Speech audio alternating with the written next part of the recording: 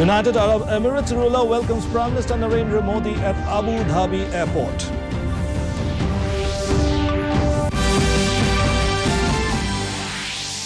The two-day 47th GST meet chaired by Finance Minister Nirmala Sitharaman underway in Chandigarh.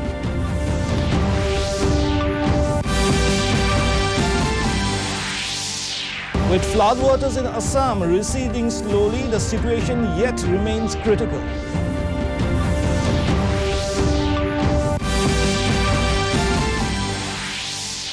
Meghalaya Cabinet approves amendment to Meghalaya Police Service Rules in 1996.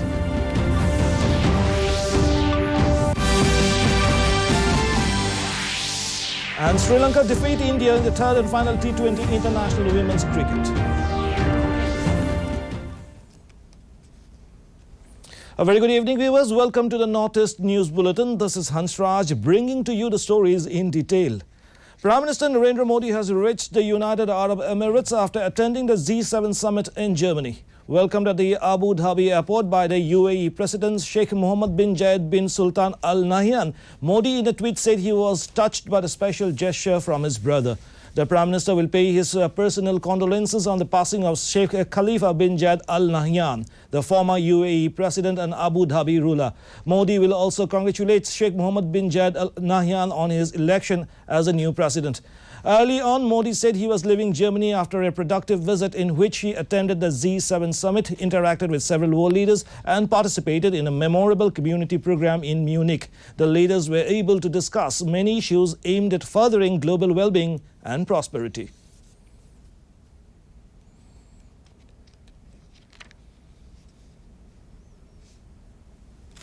The two-day 47th meeting of the Goods and Services Tax, chaired by Union Finance Minister Nirmala Sitharaman, is underway in Chandigarh. Last GST Council meeting, which was held in New Delhi, had recommended to defer the decision to change the rates on textiles. The GST Council had decided to retain the status quo on GST rate on textile to 5%. With the GST Council holding a meeting every few months, it is responsible for modifying, reconciling or procuring any law or regulation related to GST. They make key decisions regarding GST rate changes, filing due dates, tax laws and deadlines, among other significant tax and other related rules for all states. The GST Council meet is being attended by Minister of State for Finance Pankaj Chaudhary, Revenue Secretary Tarun Bajaj and Chairman, Central Board of Indirect Taxes and Customs Vivek Johri, among others. The Union Finance Minister is aided by finance ministers of all states of the nation.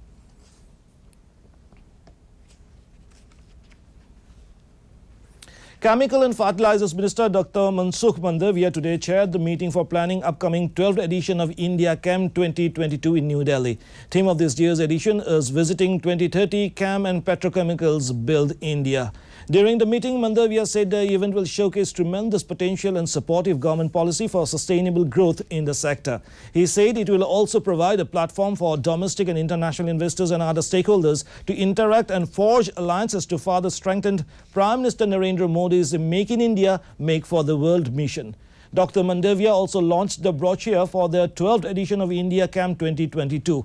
Minister of State for Chemical and Fertilizers Bhagwant Khuba and Secretary Arti Ahuja, along with members from FICCI and senior officials of the ministry, were also present in the meeting. With the floodwaters in Assam receding slowly, the situation yet remains critical. State Chief Secretary Jishnu Borua in a video conference called for immediate restoration of damages sustained in the Barak Valley and Dima Hasao district. The conference was joined by deputy commissioners and national level institutions including the NF Railways.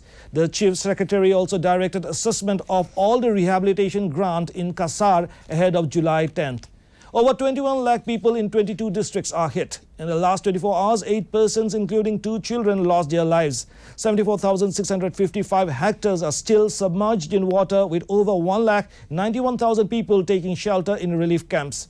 Assam Chief Minister Dr. Himanta Biswa Sharma and his cabinet colleague Ranjit Das today visited Kurwa at Patasarkusi, Bozali to monitor the flood situation and damage caused by the overflowing Kaldia river.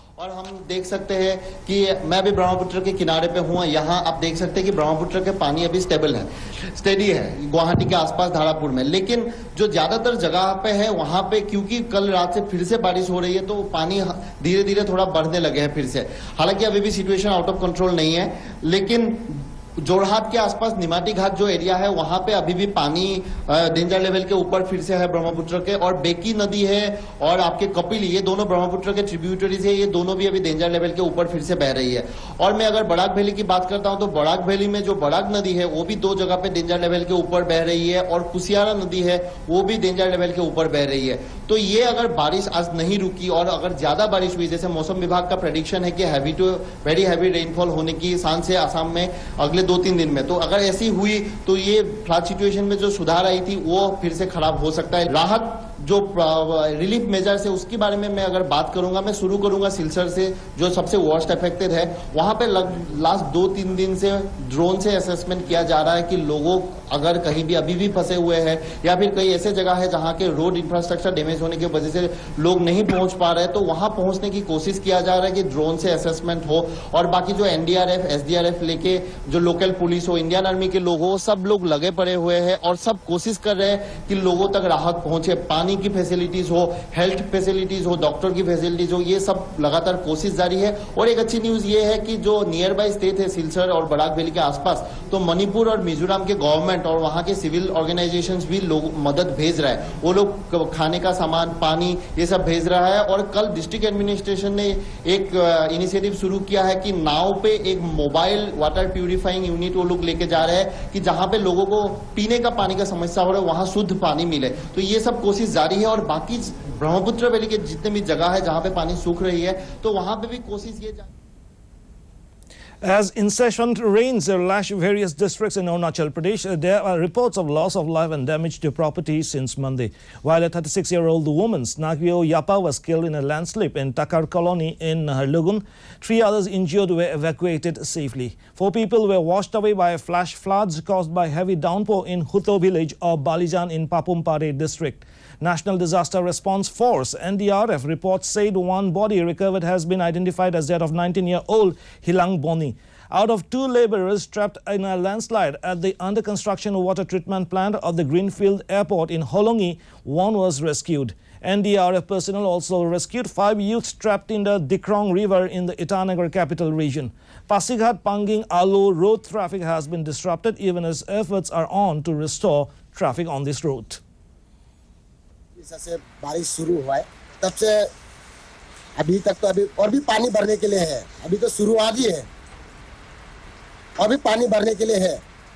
तो हम लोग क्या करेगा ऐसा होने से? बच्चा school जाना चाहिए, स्कूल जाने भी के लिए रास्ता नहीं है, चारों तरफ पानी ही पानी है। तो आप लोग सरकार थोड़ा झांक के देखिए हम लोग का तरफ। हम लोग का In Sikkim, a bus carrying 22 college students from Ranchi met with an accident in Gangtok. The students were on an excursion trip and were en route to Siliguri. Jharkhand Chief Minister Hemant Soren said he spoke with the Sikkim Chief Minister in this regard. Adequate arrangements are being made for medical treatment of the children, Soren tweeted. The Chief Minister also ordered arrangements for the airlift of the children. Unable to airlift them right now due to inclement weather, the Chief Minister said adequate steps have been initiated. Cabinet has approved the amendment to the Meghalaya Police Service Rules 1996 pertaining to Schedule 1 of the rules by increasing the number of senior and junior duty posts from 21 to 24 and from 75 to 102 respectively. This will do away with the fixing of the number of posts in the selection grade and the junior administrative grade so as to enable the officers to have served the minimum qualifying years in their junior scale of 8 years and the junior scale of 7 years to be promoted to the next higher grade. Tripura Chief Minister Professor Manik Saha has congratulated Malina Devnath on taking oath as a member of the Tripura Legislative Assembly. With the support of Prime Minister Narendra Modi and the blessings of Ma Tripura Sundari, the Chief Minister tweeted he was confident that Malina Devnath will emerge victorious in her endeavours. In women's cricket, Sri Lanka defeated India by 7 wickets in the third and the final T20 international women's cricket between India and Sri Lanka at the Rangiri Dambulla International Stadium, Dambulla. Indian captain Harmanpreet Singh won the toss and opted to bat first. India scored 138 in 20 overs, while Sri Lanka surpassed the score by losing only 3 wickets. Samari Athapattu starred with the bat as she played an unbeaten knock of 80 runs to help Sri Lanka in the match win the match by 7 wickets and 18 balls to spare.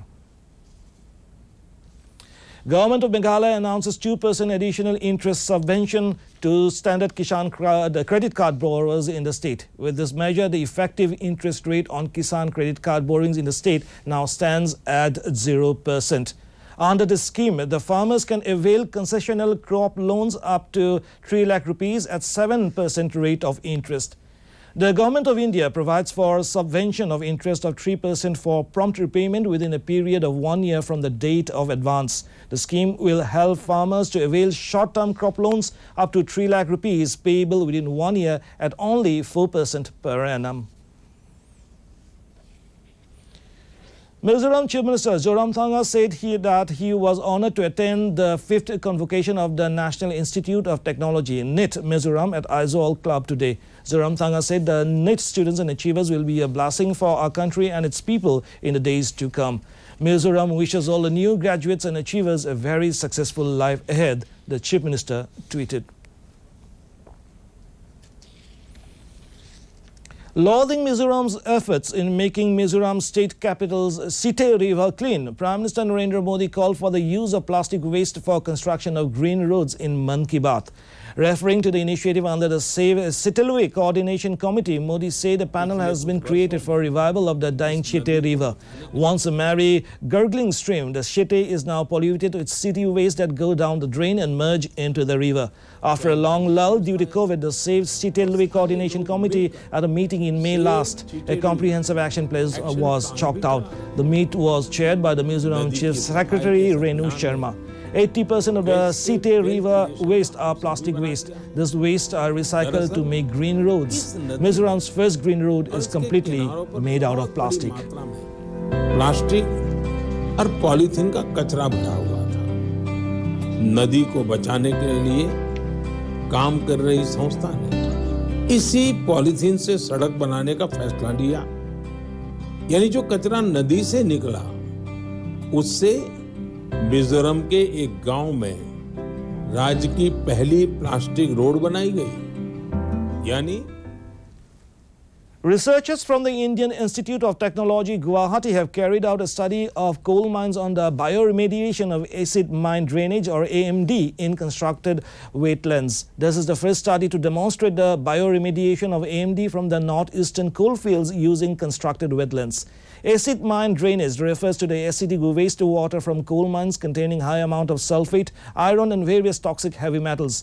Key benefits of the research include optimization of parameters with the use of simple organic carbon to provide effective sustainable solution. Professor Saswati Chakraborty, Department of Civil Engineering, IIT Guwahati, said the preliminary findings propose an effective strategy to manage the extremely acidic AMD from the coalfields. Speaking on the research, Shweta Singh, research scholar at IIT Guwahati, said the generation of AMD is a perpetual environmental issue from the northeastern coalfields. And this process consumes proton or acidity. So alkalinity is generated and final pH has come from influent 2 to effluent around 6.5. Nagaland Chief Minister Nephew Rio expressed his happiness to be part of the state function for Cleanest Urban Local Bodies and Wards Award 2022. In a tweet, Rio appreciated the Urban Development Department for its innovative initiatives. Congratulating the winners, the Chief Minister said he hoped that cleanliness will be a way of life and Nagaland becomes a garbage-free state. And to end the news, the main points once again. United Arab Emirates ruler welcomes Prime Minister Narendra Modi at Abu Dhabi Airport.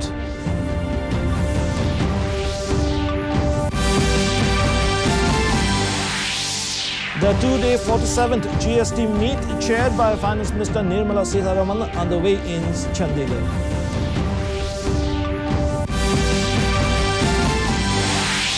With floodwaters in Assam receding slowly, the situation yet remains critical.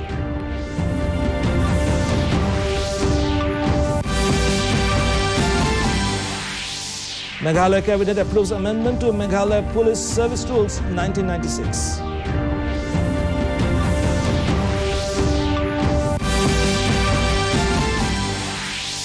And Sri Lanka defeat India in the third and final T20 International Women's Cricket. And that brings us to the end of this evening's bulletin. Thank you for tuning in. Namaskar.